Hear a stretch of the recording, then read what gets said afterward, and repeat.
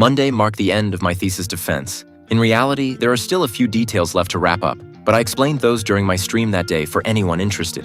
What matters here is that we talk about the episode. Episode 10 came out on the 24th, but since I've still been dealing with other subjects and some personal matters, I haven't had the time to move forward with it. In itself, I don't feel like episode 10 said anything new, but I do think it has started to lay the groundwork for two interesting points in the future. And as for episode 11, aside from the final revelation, it didn't excite me that much. As always, a thank you to the channel members. Now that I'm done with the thesis, I'm going to gradually resume the shoutouts, though I'll try to limit myself to a few people per video, just to avoid making this segment longer than usual. First of all, I want to start by thanking those people who pay their subscription automatically. That is, those who have been paying for the membership for months now. I don't know how I could have missed thanking you. Thanks to those in my Spanish community and those in my English community who fall into this category. But now, let's get started. Welcome to the analysis of ReZero Arc 10, episodes 10 and 11.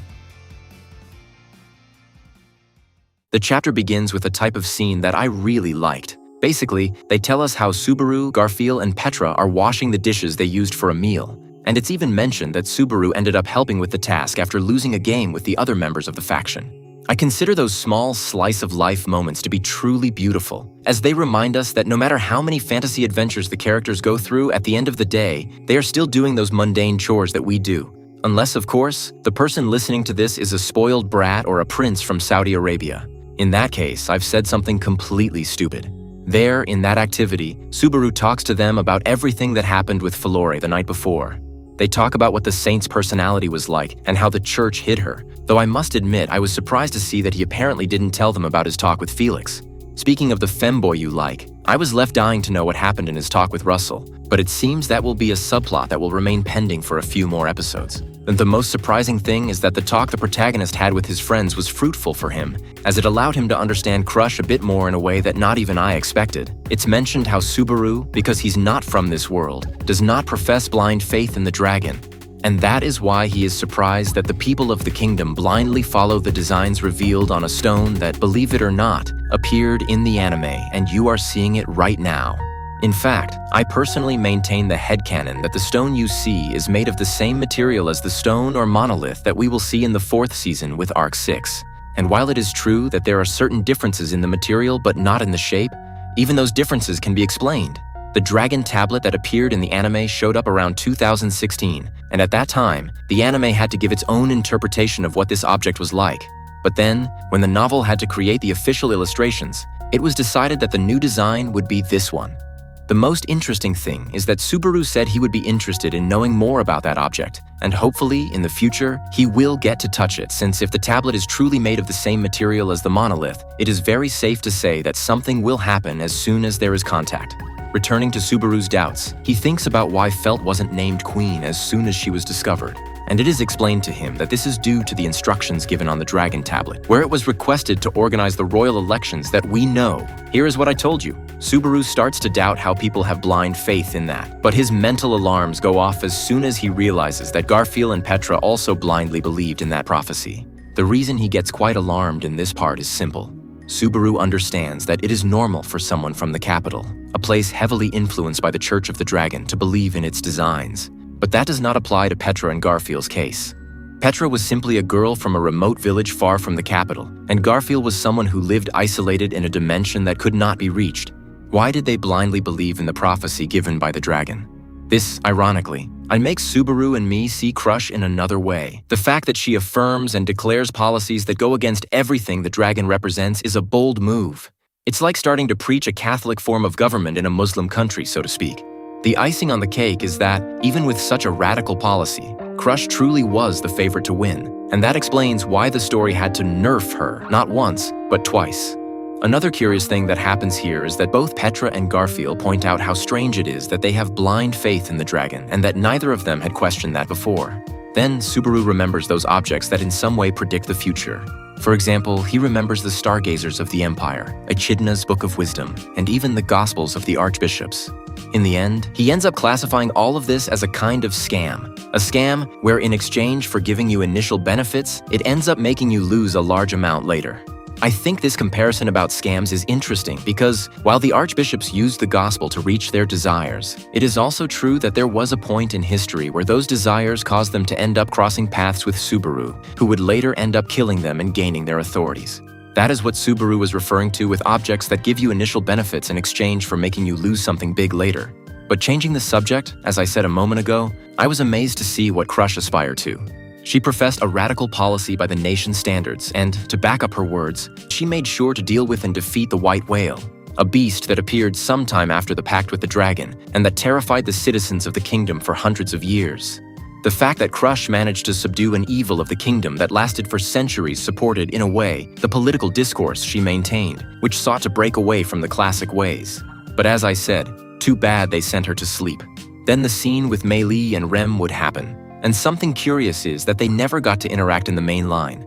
So it is interesting to see how they get along, especially now that Meili was forgiven by the kingdom and by Emilia's faction, and Rem, who, although she still hasn't recovered her memories, has an opinion on Meili's situation. In a way, both are grateful because they have received many good things despite feeling that they don't deserve it. But Meili, who knows about her criminal past, poses the scenario that perhaps something bad will happen to her soon to compensate for the good things. I don't remember the exact words she uses to describe this feeling of uncertainty, but I do remember that she asked Rem that when the worst happens to her, to please be there to help her withstand the blow. Honestly, the way this was narrated made me believe that now that many suspect Capella is the mastermind behind everything, it is likely she will soon take retaliation against her former employee. Capella in the novels is known for taking retaliation against those who do not venerate and respect her as a mother. Besides, let's be honest, there is no one else who represents a danger to Meili. The only person who would be interested in settling accounts with her would be Capella, and in fact, it is because of this situation I just described to you that I made the thumbnail. Personally, I would like it if later on, if this scenario arises, it is Rem who somehow ends up saving Meili from this possible retaliation. Then, due to certain events, both Meili and Petra leave the scene, and only Subaru, Garfiel, and Rem are left washing the dishes. Then Rem addresses the young blonde man, and she says that for some reason she can't help being harsh and curt with him. Obviously, she doesn't know it, but that's because in the past, Rem disliked Garfiel very much because she knew he was in love with her sister. And although she had already changed her perspective on him, unfortunately, shortly after, she would fall into a coma. Anyway, I'll leave you the video that complements this information. Did you know that Isekai Quartet revealed an interesting secret about Rem and Garfiel? But they revealed it wrong, and that saddens me for a reason you'll soon see. In the latest episode of this series, Shaltir asks Rem what she thinks of Garfiel, and while we all saw her opinion, the truth is that this contradicts what the original Rem said the last time she touched on the subject. While it's easy to deduce that Rem doesn't get along with Garfiel because he is in love with her sister, and that's why she is harsh with him, it's also true that in the novel set during their childhood, we see how she and he were capable of putting their frictions aside if it was for the sake of making Rem happy. But even with these brief moments of peace, Rem remained hostile toward Garfiel. It is said that she would burn or hide the letters the boy sent to her sister from time to time. But this relationship changed when the protagonist arrived. You see, when Rem fell in love with Subaru, something happened in the blue-haired maid. Now that she knew love, she realized how mean she had been by hiding the letters and being rude to a boy who, just like her, was simply in love. So a few days after falling in love with Subaru, another letter from Garfiel arrives at the mansion, and for the first time, she decides not to burn it and gives it to her sister. At the same time, she thinks that the next time she sees the boy, she will apologize to him for having done this to him all this time. Unfortunately, gluttony would later attack Rem, and this resolution of hers was forgotten by everyone, including the author. That is why it saddens me that the Rem from Isekai Quartet still thinks poorly of Garfiel, despite the fact that in the novel's canon she had already made peace with him. Before changing the subject, I'm very curious about an interaction between Meili and Sakura. In the novels, it is never mentioned whether both, being daughters of Capella, met or heard of each other. Personally, I believe they did get to know each other, and perhaps as soon as Meili sees her, she will make a comment. In fact, I find it curious how, exactly at the end when Sakura appears, Meili is not present. Then the closing of the episode is with Sakura arriving, and she reveals that Filore had left the church looking for her new friend Emilia. And since she knew she would soon arrive at this place, she went ahead. Subaru and Otto talk for a bit with her, but nothing relevant is told. They only agree that Sakura is a beautiful and enigmatic woman. A short while later, Filore would arrive and give us the news that Tiga had already said the previous day. She's been selected to participate as a candidate. And this is where episode 10 ended. But this video also includes episode 11, so let's continue. Then would come a series of interactions between Filore and Emilia that honestly wasn't a big deal. But still, I must admit it was a pleasure to see Emilia being the voice of reason and demonstrating that although she is still a naive girl, she already has enough maturity to give a response on her own to serious situations. A moment comes where Filore starts to show her reluctance and lack of desire for the selection, to which Emilia not only tells her that she understands this is sudden for her, but that, unfortunately, she cannot afford to wait for everything to resolve itself, and warns her that she doesn't want a rival who only enters because she thinks she has to fill the void left by Priscilla. Although I confess to you that, a few months ago I read the novel called First Contact, where we are told what Emilia's first meeting with the other candidates was like, and, as you can imagine, Emilia came out amazed at how cultured and direct the other aspirants to the throne were. So, after reading the interactions between Filore and Emilia, it's sweet to see how now the candidate to admire is Emilia and Filore is her admirer. In fact, Filore admires and appreciates Emilia so much that, for a brief moment, she offers an alliance to the candidate where Filore would work for her and give her all her achievements. But, well, we know that the half-elf would not accept that, and true to her style, she gives her some words of encouragement that surprisingly end up resonating with Filore, and thus she decides to participate not to fill the space, but to win. Unfortunately, Otto was the one suffering the most while all this was happening. He lamented not having kicked out the guests under the excuse that they didn't have a scheduled visit. He said all this because another formidable rival for Emilia has just been born. Before moving on to the next section of the episode, I must say it really catches my attention how, at this moment when Sakura appeared, it is made clear that Meili was not in the place. Is the author really postponing Meili and Sakura meeting, or is it just a coincidence? Leave me your opinions in the comments.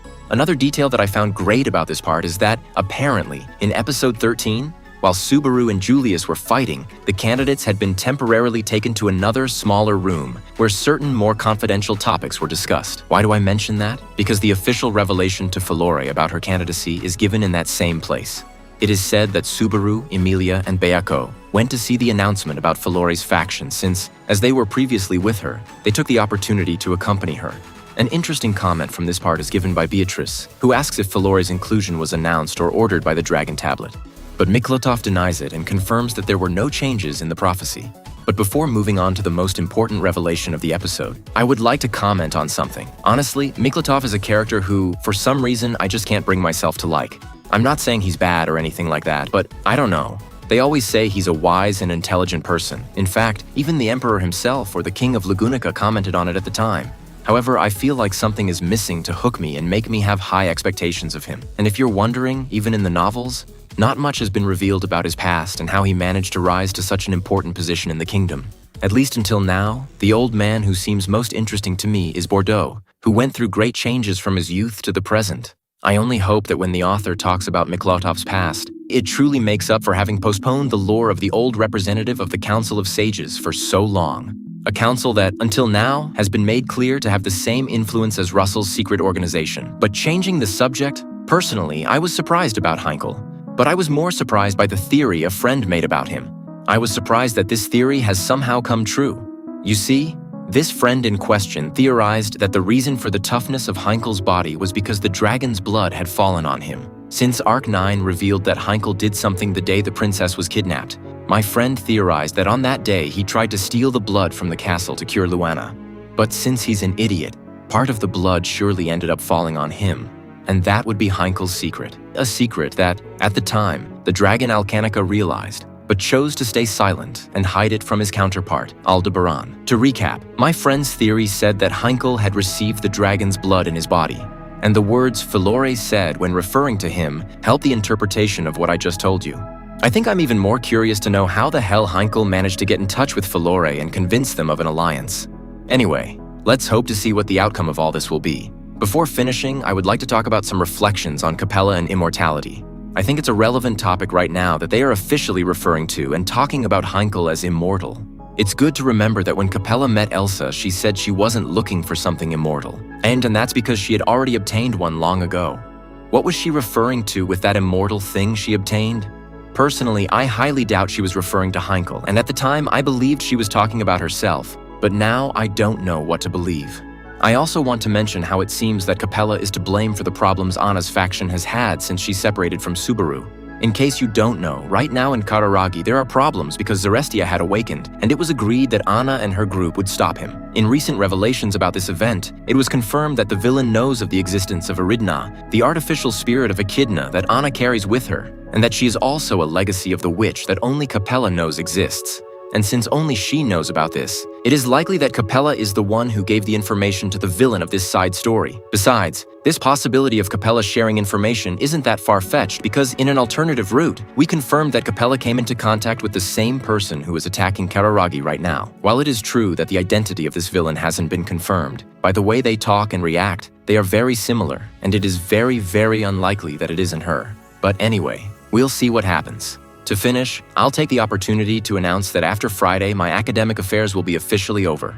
There, I will take the opportunity to release many videos. I will resume the Cut Content series, the character biographies I.O., and also EX1.